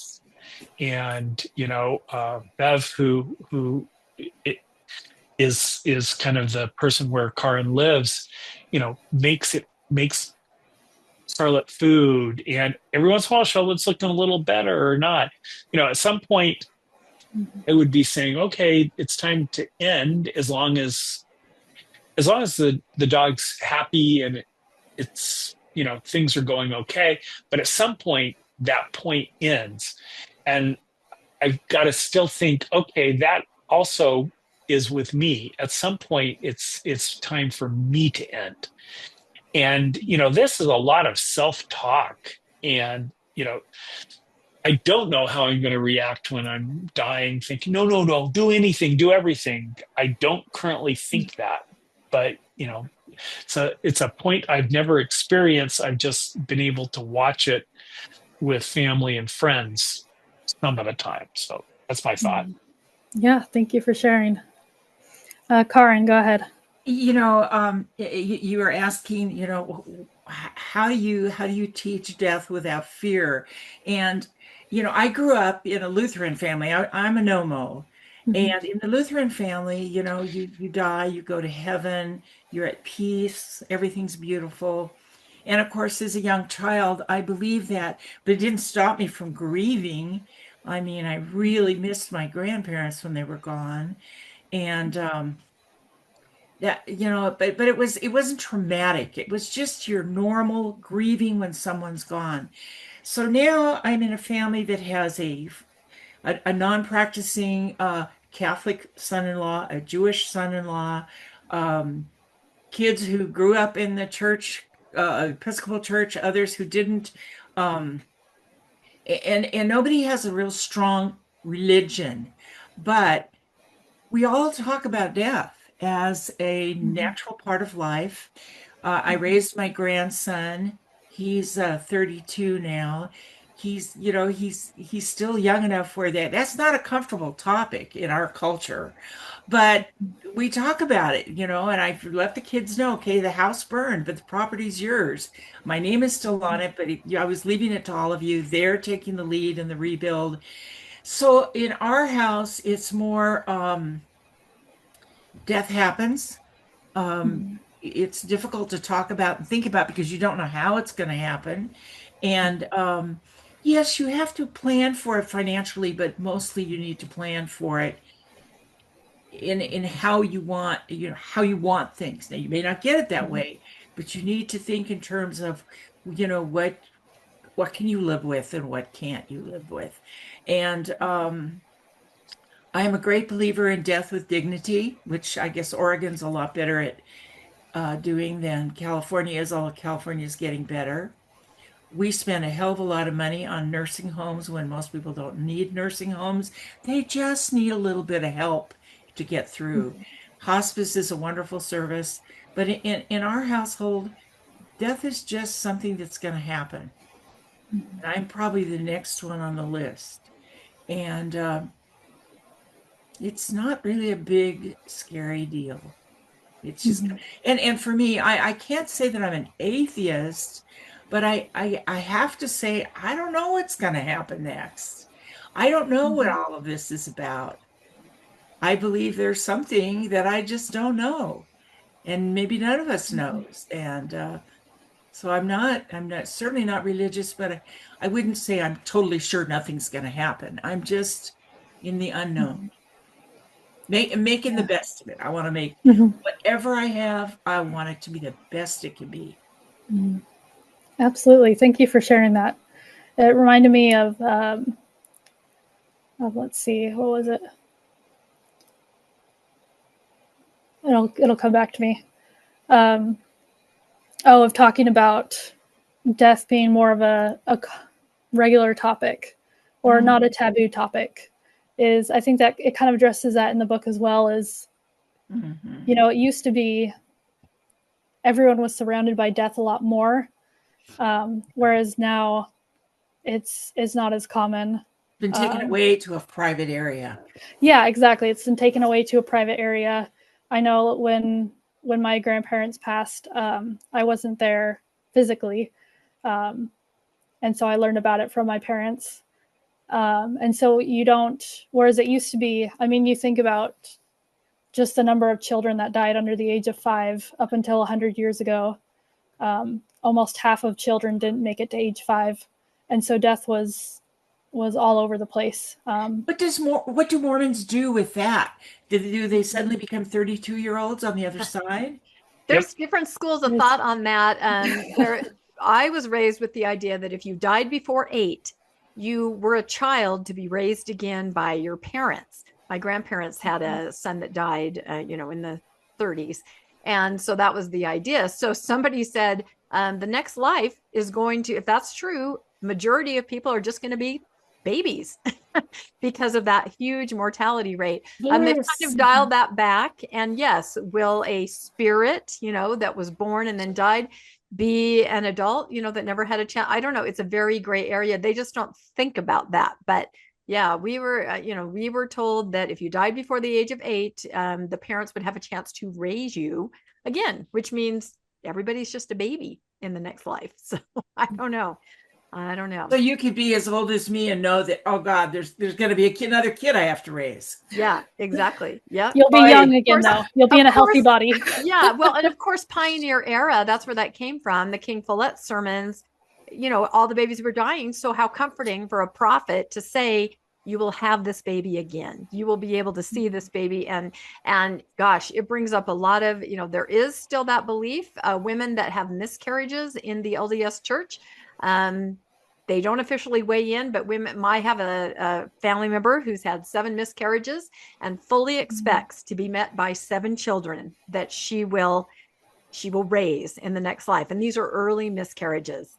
And so, people hold on to these things and invent these things. And of course, the actual church doesn't weigh in officially, but yeah, there's that idea of you push it to the next life. It's all going to be okay.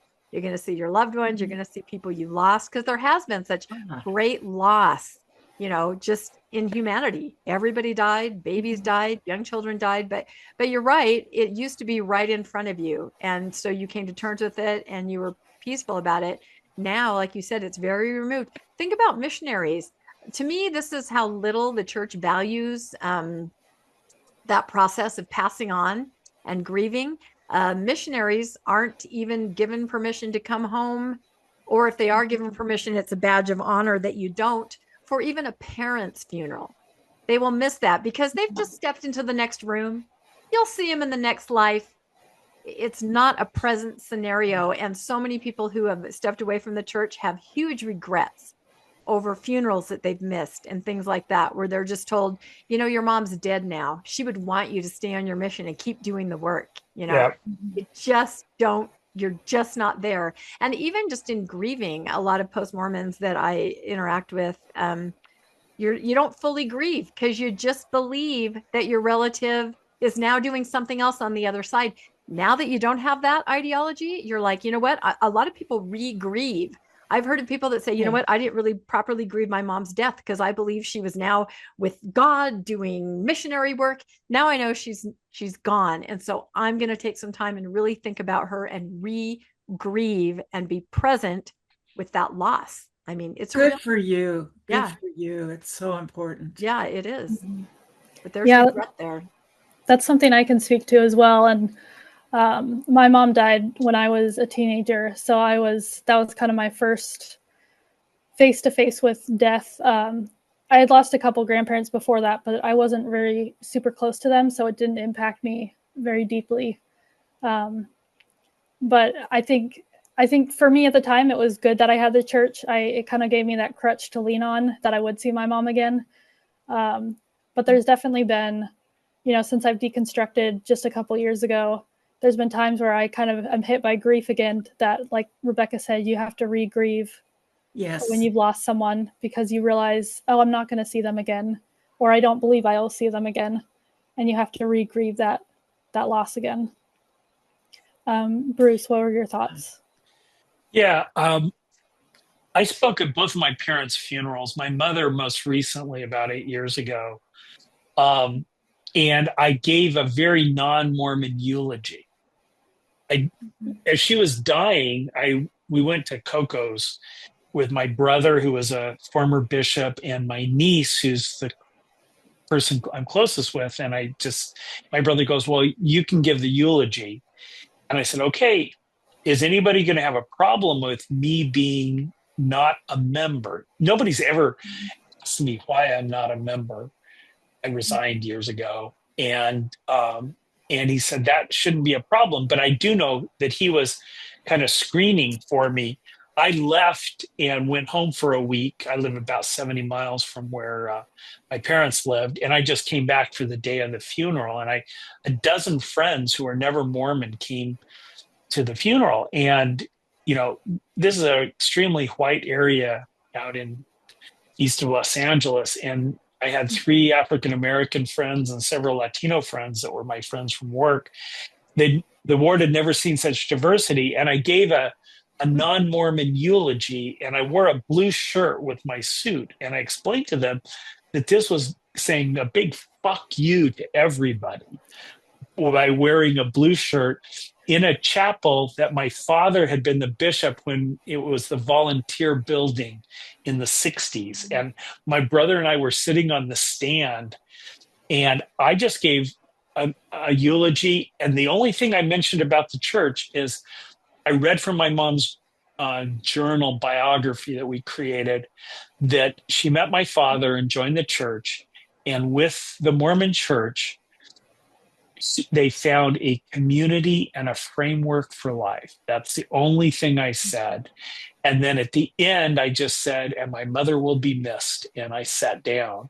So, my cousins and all my nieces and nephews were there. And so they got a very clear picture that I was not Mormon and stuff like that. But, in my case, she was 94 and, there was no getting better. So she was done suffering. And I felt very good about that because she had a good life. But yeah, that whole concept is quite different when you're not religious. Absolutely. Rebecca, your thoughts? Yeah, I just had one more comment about the church can leverage death to lock people who are, left in. A relative recently in my family, they lost a child. They knew there were problems before the birth, and they knew that the baby would not live very long. But at the funeral, the church leaders several times said, as long as you remain faithful to the church, you will have this baby again. You will be with this baby, locking in the family. When I had little kids, I had a best friend die just in mid-30s in childbirth, very devastating to me. Same kind of thing. As long as your family, you stay in the church, you'll see your mother again.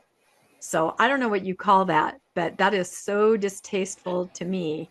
The idea that now relatives, friends, family members, the only way that you're going to be with this person or have anything to do with them again is to, stay on the covenant path, remain LDS. Coercion. I've heard it is of the worst kind. And perhaps to give them a little grace, they think they're being comforting. But I have, I've come across post-Mormons who say that's something they have to wrestle with on the other side to realize, yeah, I was in and I knew I'd see my mom again. And now, but to say it and I know 2 scenarios where they've said it at funerals of babies or toddlers. What is that family supposed to do? They have to cling to that. They have to cling to that belief. They can't let any other thought enter their head. And it's the worst, I think, kind of leveraging a tragedy to keep somebody connected to a religion. So, yeah, absolutely. I'm glad I was never a Mormon.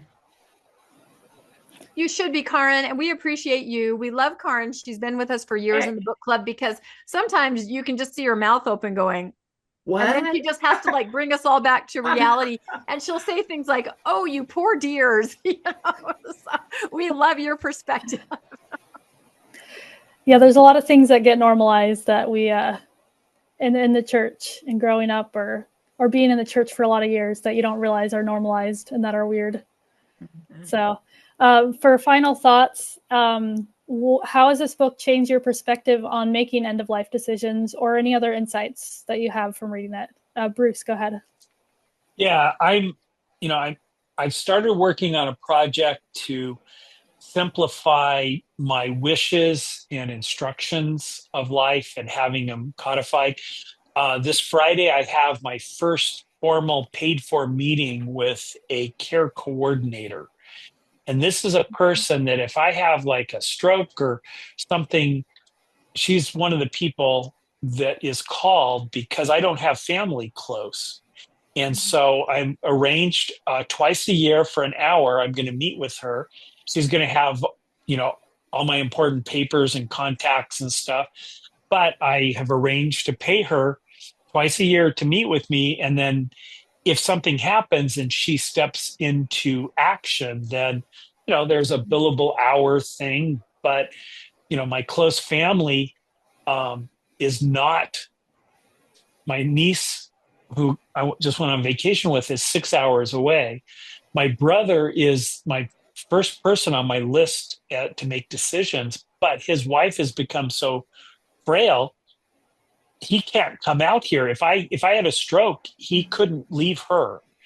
And so, the concept of Swedish death cleaning, I'm starting to work on that to get rid of my crap, and just to get things in order, to make sure that my bills are being paid automatically, all these things to get ready to age well. So that's my thoughts.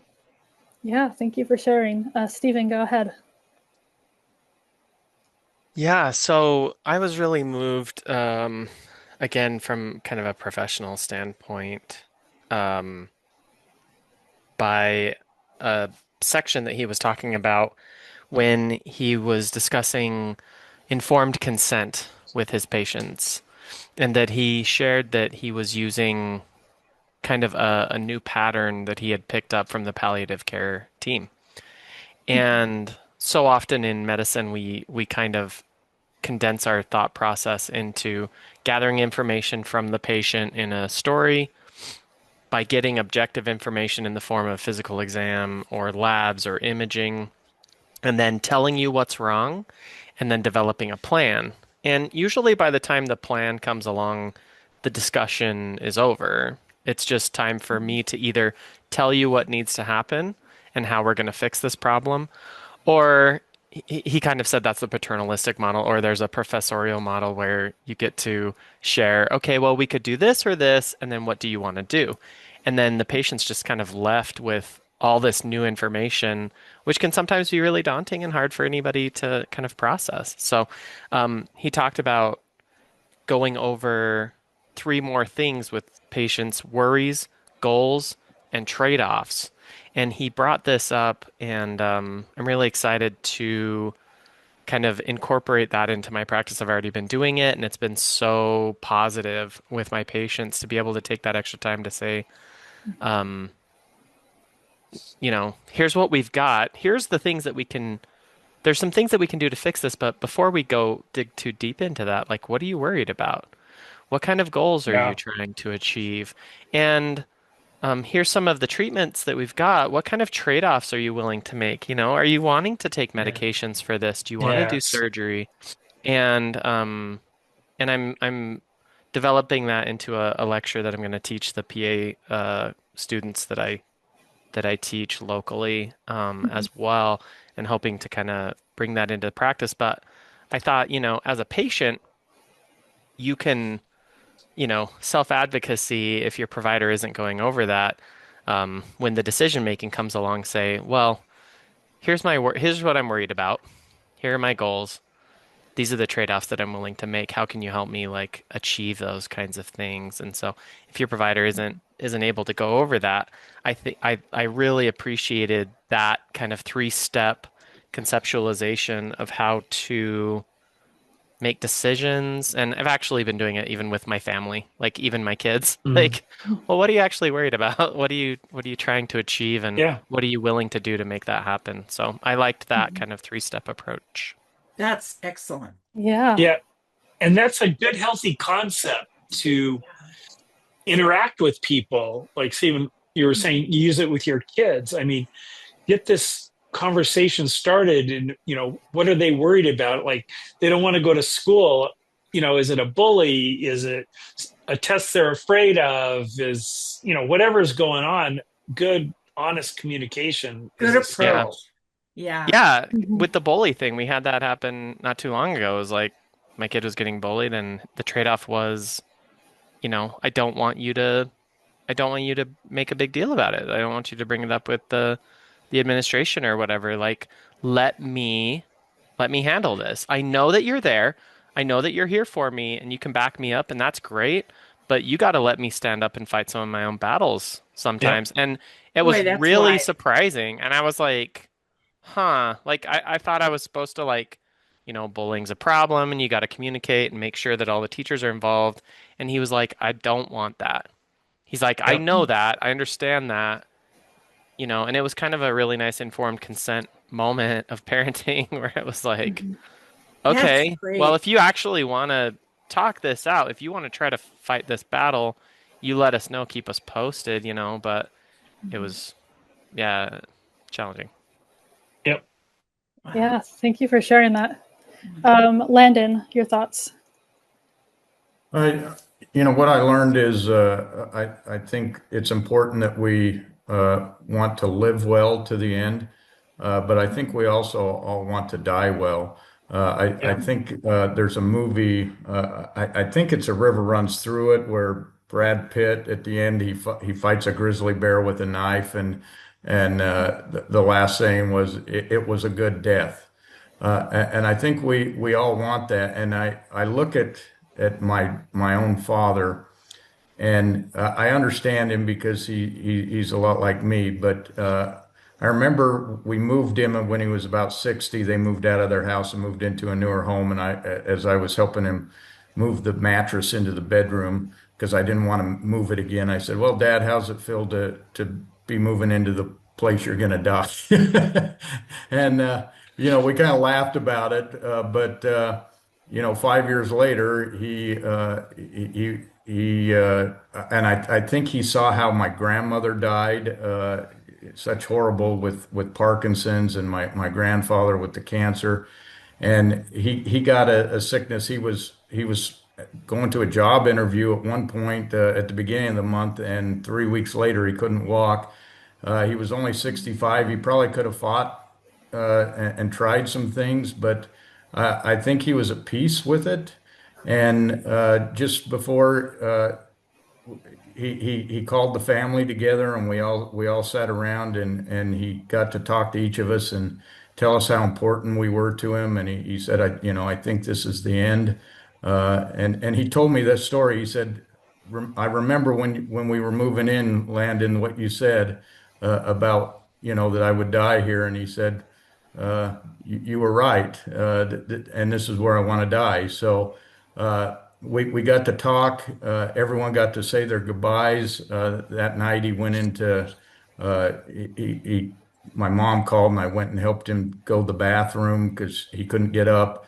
And then he kind of just went into, for about 2 days, they had put morphine, and he was out. But we all got to sit around at the end and sat around his bed, and we laughed and we told stories about Dad. And the only way I can describe it is it was a beautiful death, and he made that decision.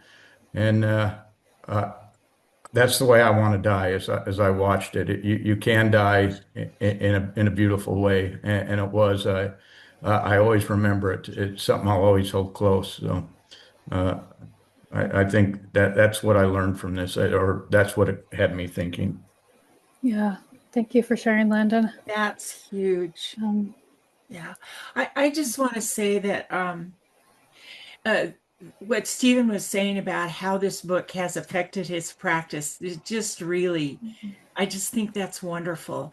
And last month, I was diagnosed with breast cancer. And my daughter has just gone through stage 3 colon cancer, and it's just been hard. But, getting that diagnosis is scary as hell. But the truth is, some cancers like breast cancer are very treatable. Mine was caught very early. So, but there are still choices to be made. Should I get radiation? Am I or not? Do I want to take the medication afterwards, or do I not? And at age 80, you look at that a little different than you do when you're 50 or, God forbid, even younger. But what I liked about the surgeon, she took 2 hours with me and my daughter explaining what my cancer was, that we caught it really early. It was like the best case scenario, but there's still choices. And she said, you can do this, or you can do this, or you can do both, or you can do neither. She gave us the whole span. And then she came back to, but you need to decide what it is you want to do. And this book could not have come at a better time for me, because I thought, yeah, okay, I'm 80. Do I really want to spend 4 weeks going through radiation every day and feel like crap? It's not on the scale of a life-threatening thing, but it is on the scale of looking at, what do you really want to do? What's it going to cost you? Where do you want to go? And my daughters and I talked about it this weekend. And I love that everybody's open to the idea that there are choices. There's no right or wrong way. And this book it's just a great book. And I recommended it to our village. I put it in our village bulletin. This is a book everybody needs to read at any age. Absolutely. Yeah, this is a book that like most of you in this, or all of you in this group, I love reading. But this is one of the few books that I think almost anyone at any age should read. I agree with you there. Absolutely. Brooke, your thoughts? Well, I was thinking along the lines of last thoughts, particularly how he ended the book, talking about what they did after his dad died. And he was Hindu, or family was Hindu, but he didn't believe it, but they went and did the ceremony anyway. And it sounded really beautiful, and like, he didn't have to believe it, but it was a physical way of saying goodbye. And I thought it was really beautiful. Yeah. Absolutely. Yeah. Except for drinking the water part. Yeah. Where he had to prescribe himself some medication to help with that. And didn't do all of the right medications. Yeah. Yeah. But I think we've talked about like rituals, the importance of rituals in this group before. And I think that was really neat that he participated in that ritual, and it was really healing and peaceful for him. Right. Rebecca, go ahead. Yeah, I guess I would say anything you have to take antibiotics in preparation to do, you might want to rethink that, but I understand that tradition. No, I'm so excited that from the book club and this book, it's gone out into the medical world through Stephen, even just starting it like that. And isn't that great? A class to talk to people, because I think everybody wants to offer this kind of care. And it's, to me, it was kind of like, oh yeah, we should be doing that. Or why isn't that happening? It's nothing that people are actively saying, no, I don't want to, treat death this way. You just haven't thought about it. And the difference between, we've all been to different kinds of doctors. I think about this doctor that took care of my mom at the very end, and it was very quick. Like I said, she went in for dehydration, and within a few days it was over. But, when he took my sister and I out in the hall and said, in just examining her, we discovered this, none of us had been aware, nobody knew. And he's like, this is a life-ending thing. And so then we all went back in the room, and I was thinking it was just my sister and I that would be deciding or talking about this. And he goes, well, no, I'm going to talk to your mom about it. And I admit, I didn't even almost think about including her in it, because she was, kind of out of it. He got right down there, knelt down right in front of her face where she's laying there, and said her name, patted her, and told her very clearly what was happening. And she was very practical. She's a scientist. She said, yeah, I do have instructions about this. So yes, I accept that this is the end, and I don't want any special care. It's in what I wrote down. And then he said, okay, let's talk about what special care means. Right now you're on medication to do this or this. Do you still want this? No. My mom would say, no, right now we have something helping you breathe. Do you want that? Well, yes, probably I want to become. So, he went through it to her, who I feel like other doctors I've seen would have ignored her laying there, you know what I mean? And just would have talked to, my sister and I. So I know there's already a difference in how doctors approach things, in their personalities, but I'm just so happy that maybe the Good Book Club might be doing some actual good out in the community in this arena. So I love it, Stephen. Thank you so much for, just seeing this book for what it was and wanting to put it out there, because I feel like this can make a real difference. I'm excited. But you know what, Rebecca, the Good Book Club is doing a service to all of us, because when I talk to people about the books I'm reading, they'll go, really? I said, yeah, I never would have picked it. Exactly. My book club picks it. And for me, this is just me, the book club is pushing me in directions that I wouldn't go normally. And I am benefiting tremendously from it. I love it. That's it. Yay. Yeah. Yeah, I would echo that. I think the book club is doing a lot of good already. But yeah, I'm excited that we have Stephen here, and he's going to be teaching PAs and spreading it even farther. I think it's great. Mm-hmm. I appreciate everyone's input.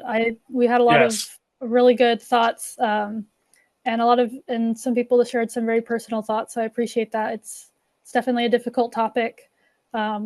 One that can bring the tears because it is difficult, but I appreciate everyone's thoughts, and I'll turn things back over to Rebecca and Bruce and Landon.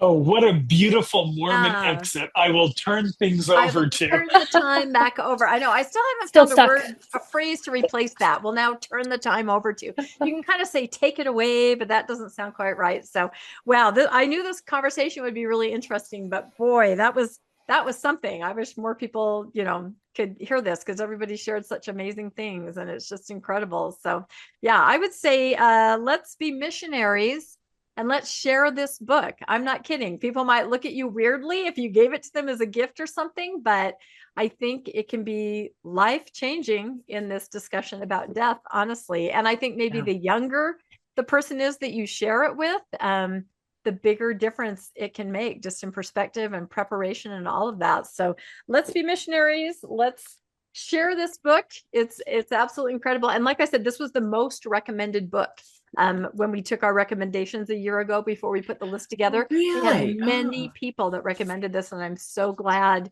that we did choose to read it. So all right, I think we have a couple final slides. And just a second. Let's see. Somewhere on there.